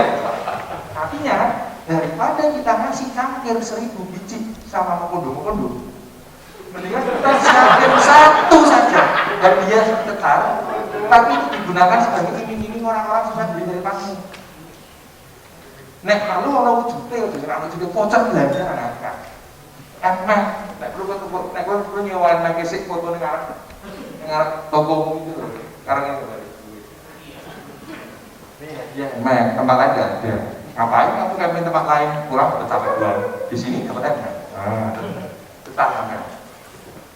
Itu salah satunya. Orang yang misalkan, ada yang hadiahnya kok hadiah kecil-kecil itu udah dikalikan berapa ratus orang ya jutaan loh Bang. Kamu masih berapa sebenarnya? Saya cetak 200 cangkir itu 2 jutaan. 2 jutaan. Andai kata 2 jutaan itu mengganti HP Xiaomi, mungkin hasilnya gitu. Camping naik gak ada kucingnya, pulang dapat HP baru. Jelas tempat lain cuma dapat cangkir, tempat saya dapat HP. Xiaomi dulu tapi, akhirnya nanti. Tapi memang kalau kemarin cangkir memang saya niatnya untuk ngasih hadiah lebaran sih. Yang apa kasih hadiah lebaran kamu itu? Itu apa mereka minta cangkir sama kamu? Ya. Dan apa kamu kasih sesuatu keluar duit itu sesuatu yang mereka belum suka. Apa? Ini takonnya Pak butuh apa? Duit cash money ya, transfer banget ya. Malah motor nuwun itu. Terus pancing orang itu kalau bisa untuk mengikuti sayembara yang kamu buat, pancing orang untuk kemudian expose ke sosial media. Makanya ada banyak orang yang bikin acara-acara begitu. Itu syaratnya mesti tag ke 10 temanmu ada. Nanti klik like, share, dan subscribe.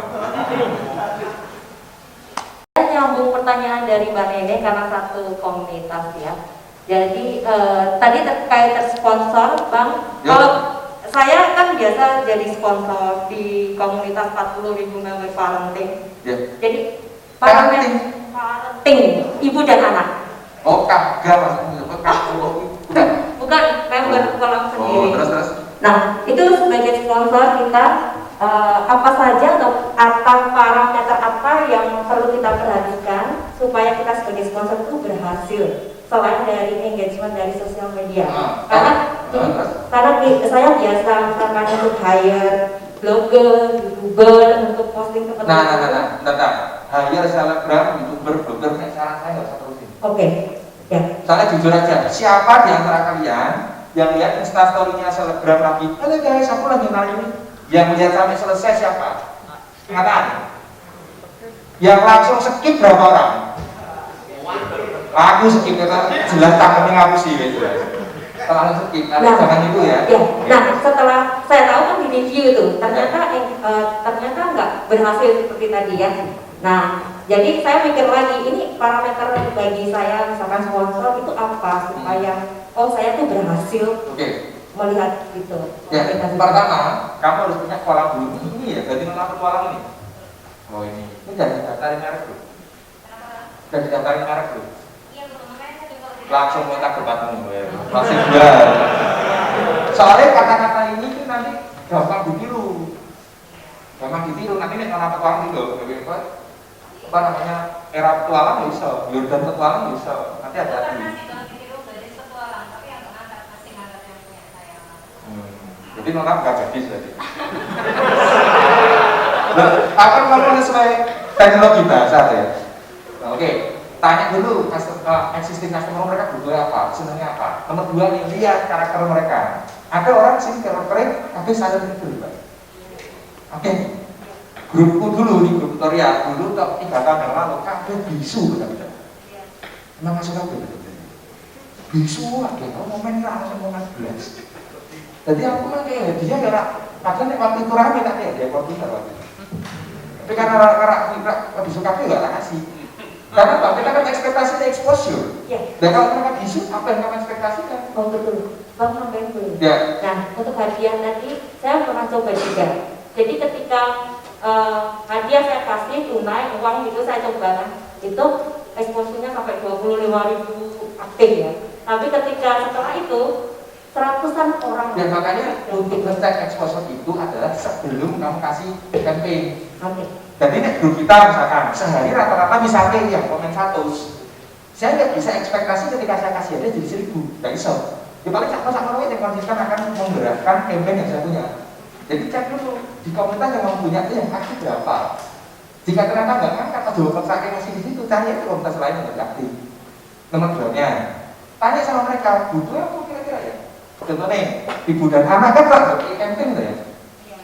Dan ini nggak dikasih pupuk tuh ya, dikasih apa? Misalkan susu yang besar, kalengnya maksudku. Terus apa kita baju bayi, daster, seterusnya. Nah kamu tanya klarifikasi dari dia. Langkah nomor 3, ada nggak orang yang pernah bikin campaign sejenis sebelumnya? Grup yang besar pasti historinya panjang. Kata kuncinya bagian dari campaign atau hadiah cek semua itu apa baik. Jadi kita bisa berkata, oh dulu dikasih hadiah daster nggak ngangkat, dikasih HP nggak ngangkat, tapi pernah dikasih hadiah susu Enfagrow, ternyata ngangkat. Oh berarti besok kalau aku kasih campaign hubungannya sama susuan. Selanjutnya juga adalah berapa orang yang dari member grup itu yang rutin menjadi existing customer. Asumsinya ini, jika ternyata mayoritas dari existing customer itu adalah member grup yang ada di situ, maka kemungkinan mereka akan mengekspos itu ke tempat lainnya mungkin lebih besar. Tapi di situ ternyata yang beli dari tempatmu sedikit, kemungkinan orang akan masih datang itu kenapa orang masuknya dari orang entry. Jadi pastikan di situ polamu sudah banyak ikannya, sudah banyak ikannya, biarkan ikan itu lompat ke kolam lainnya. Ini ngono. Bagaimana? Nah, terus kalau masih hadiah, sebaiknya gede-gede sisa, tapi juga sedikit. Kita ini. Jadi yang kemarin terakhir itu elektronik ternyata yang dibuka. Elektronik apa? TV, kuota? Blender gitu ya. Oh, blender, terus? Ya harus kita. Tapi bikin jadwal, misalkan bikin hadiah ya. Jadwal pengundiannya kapan? Syaratnya apa? Proses campaign-nya berapa lama? Karena campaign-nya 1 bulan, 2 bulan kan lumayan itu dapat exposure bulannya sebelum akhirnya jebret mau duit. Aja balik, ngasih duit dulu baru minta mereka closing. Harusnya minta dulu mereka closing, baru kasih hadiah. Banyak orang enggak kasih hadiah, bagi-bagi duit, nanti beli tempat itu ya mungkin tuh. Ini tuh usaha deh. Satu barangmu itu lebih besar. Jelas ya? Jadi hadiah taruh terakhir, lebih sedikit lebih bagus dan semahal-mahalnya. Paham? Siti kali. Kalau buat grand opening itu bisa nggak hadiah yang supaya undang apa-apa? Boleh, tapi dia harus beli dulu. Harus beli dulu, nanti kuponnya diisi, baru diundi hadiahnya. Nah, jangan dikasih hadiah dulu, baru ekspektasi mereka beli. Apa perlu nggak undang-undang kayak artis? Kalau saya? Kita tak bincang berapa? Nggak maksudnya undang artis lokal yang? Nggak usah. Cukup itu aja orang-orang yang kayak Upo itu, yang balon gede-gede itu. Sama musik-musik yang melo-melo tapi dibikin sudah jeduk, nah itu mau balon gitu. Dikencengin nggak perlu. Sama pelanggan-pelanggan sebelumnya bisa diundang gitu ya? Bisa. Grand opening, special price, atau harganya dapat manipulasi. Nanti kalau beli ini struknya benar-benar tulisin namamu, KTP, nomor KTP, masukin kotak, nanti setelah 3 hari opening atau berapa hari atau berapa minggu, berapa bulan diundi harganya ini. Khusus untuk orang yang beli pada saat grand opening. Ya berbondong-bondong terus itu beli. Artinya Ya harus efek tuh ya, kalau nggak ngangkat efek ya beli. Udah beli ya apa wes. artinya selama pas grand openingnya aja Bang ya. Iya. Bisa 1 hari aja grand opening? Oh boleh, grand openingnya bisa lama. Bahkan grand opening jilid 1, jilid 2 ya bisa. Oh ya, soalnya saya sempat sama Dan opening 1 bulan ya bisa saja, boleh kan? 1 bulan. Nah kamu punya toko offline, harus kamu perkosa yang namanya pantai grafika. Makanya sekarang toko-toko HP itu mayoritas kan musiknya bulan terus sama mati. Kenceng musiknya. Enak deh, kan kenceng sih lah. Terus kalau malam lampunya kan dikunci loh. Supaya apa? Ini diperkosa, maka diperkosa. sama SPG-nya cantik-cantik juga semuanya. Dan cantik relatif ya. Coba tanya Abang Haris mungkin tahu. Siap. Thank you ya Bang. Yo. Lanjut yuk. Yo jangan mas 12 menit ya. Monggo Mas Bagus. Ini pertanyaan terakhir ya? Terakhir. Yo. Menyambung lagi yang dengan hadiah atau iming-iming undian. Ya. Apakah bisa diaplikasikan ke produk lain? Boleh apapun, semuanya. Terus nilai hadiahnya itu kalau ada persentase khusus atau enggak Bang? Nah aku dana pengembangan, makanya Mapas Keuangan harus ada. Dana pengembangan kan silakan, kamu pakai apapun boleh. Misal bawang ya, bawang seperti ini ya. Ada minimal pembelian, ada kupon. Iya. Selama 1 bulan atau 1 bulan. Saya ceknya adalah setiap hari ada berapa orang beli tempatmu. Setelah ada setiap bulan atau sekali. Misalkan periode undiannya dilakukan 1 bulan. Dan dalam 1 bulan itu tanpa hadiah berapa orang beli tempatmu. Oh seperti itu. Misalnya istri kurang, basi kurang itu potensi cuanmu berapa? Oh ternyata potensi cuanmu misalkan ya 10 juta. Jadi hadiah yang kamu kasih tidak boleh lebih dari 10 juta. Jadi andai kata hadiah itu ternyata tidak ada efeknya sama sekali pun, kamu nggak rugi. Iya. Tapi kalau ada efeknya, dan tinggal pertanyaannya pun kamu untung banget. Ini saya sebelum pertama kali ke Malang, nongkrong piknik kan. Ini pertama kali sini, ini berapa orang kali? 87.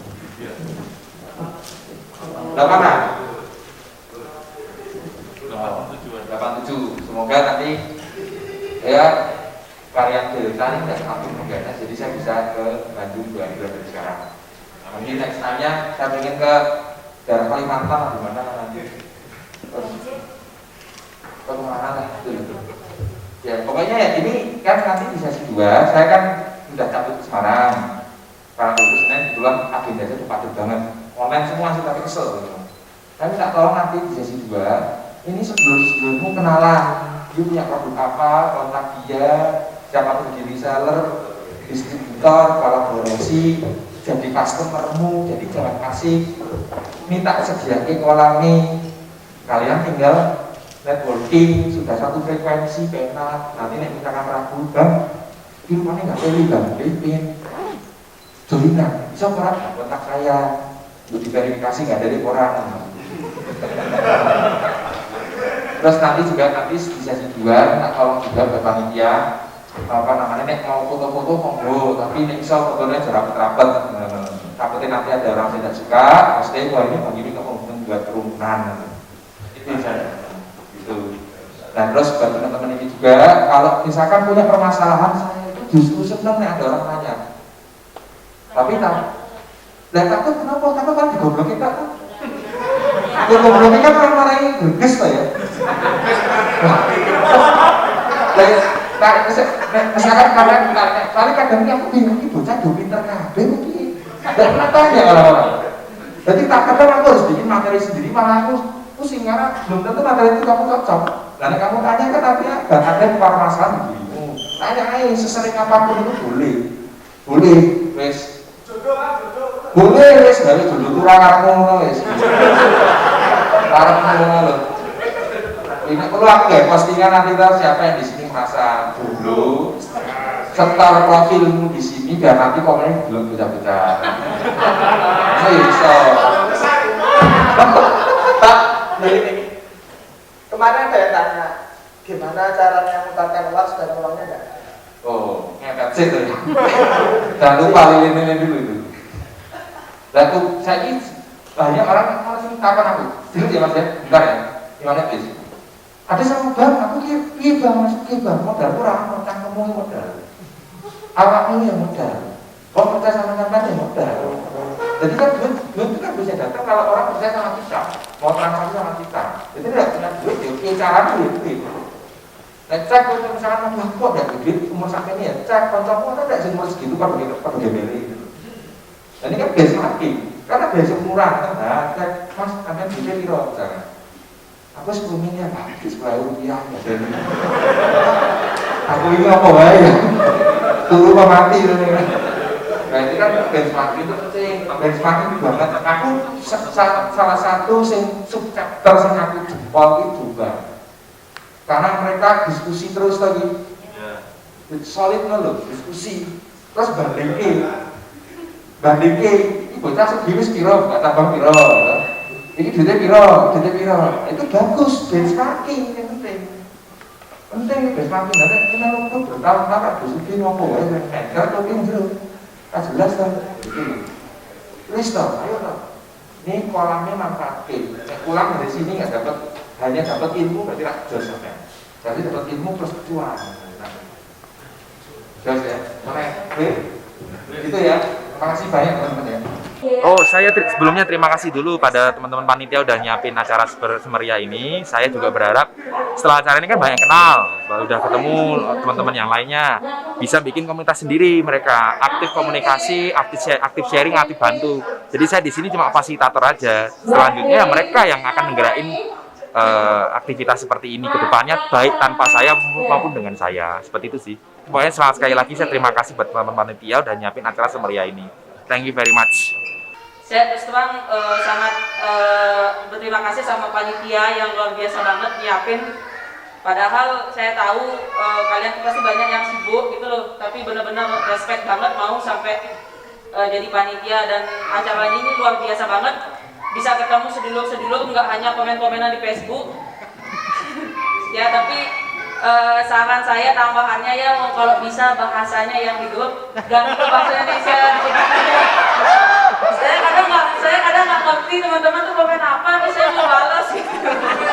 Akhirnya saya translate sendiri sampai saya translate apa sih ini artinya. Ini sebenarnya kan untuk silaturahmi sama pengusaha. Selain itu kita juga bisa adu pemikiran, jadi pengalaman, kemudian dari arahan dari Bang Kiming dan lain-lain, seru-seruan juga. Antusias banget sih, antusias banget. Jadi sebenarnya itu banyak yang hadir, tapi kehalang, ada yang COVID, ada yang pas di swab itu ada yang negatif, ada yang positif, jadi ya masih ada setengahnya mungkin, dan itu setengahnya pun juga masih banyak gitu. Jadi kalau antusias banget sih. Harapan dari saya sih ada ada tukar pemikiran, kemudian dengan tukar pemikiran itu nanti kita bisa membuka pemikiran kita, sehingga kita juga bisa kedepannya juga bisa lebih mempersiapkan diri untuk lebih maju lah dengan sharing-sharing kawan-kawan sama pengusaha. Jos. Saya Laras dari Sidoarjo. Awalnya sih suami yang ikut, cuman tertarik, lama-lama tertarik juga karena mungkin banyak yang bisa dipelajari. Kalau di sosial media kan biasanya suami itu kan bukanya di Facebook ya. Kalau di Facebook itu kan banyak pertanyaan-pertanyaan gitu, tapi jawabnya itu sesuai sama sama kondisi yang nyatanya gitu sih. Jadi kadang-kadang itu kan ada orang itu yang jawabnya itu terkesan teoritis ya. Kalau ini mungkin lebih ke praktikal juga sih. Pengennya nanti kalau misalnya ada ilmu baru segera diterapin biar tujuan acaranya tercapai. Gathering yang Jatim Bali, acaranya sangat mengesankan. Semua problem yang kita tanyakan ke Bang Kiming semua dijawab dengan tepat dan sangat menginspiratif, sehingga baik member yang baru maupun yang lama saling berbaur, artinya seduluran tetap terjaga dan untuk kedepannya kita saling bergandengan tangan untuk sugih bersama. Saya di sini kebetulan diserai sebagai Ketua Gathering Jawa Timur Bali untuk yang pertama kali di tahun 2021 ini. Alhamdulillah acaranya lancar, teman-teman juga antusias, Bang Kimingnya juga jos sekali, full power tadi penyampaian materinya. Oke lah, acara ini dilakukan karena kita pengen yang pertama supaya teman-teman chapter Jawa Timur dan Bali itu bisa ketemu, karena sebelumnya kan kita hanya bisa lewat online saja, sekarang bisa ketemu langsung. Terus yang kedua, kalau memungkinkan menjalin silaturahmi dan networking yang penting itu. Ya, harapannya untuk rekan-rekan segrup semakin solid, semakin sukses bareng, dan khususnya untuk yang chapter Jawa Timur dan Bali semoga tambah rukun.